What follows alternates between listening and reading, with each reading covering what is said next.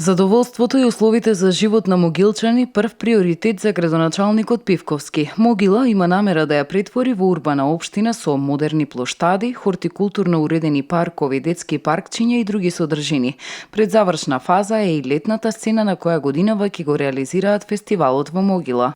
Во завршна фаза, значи, уште мали детали околу редувањето на надворешниот дел и набавката, значи, треба да стигнат опремата, озвучувањето и делот за седење столчињата.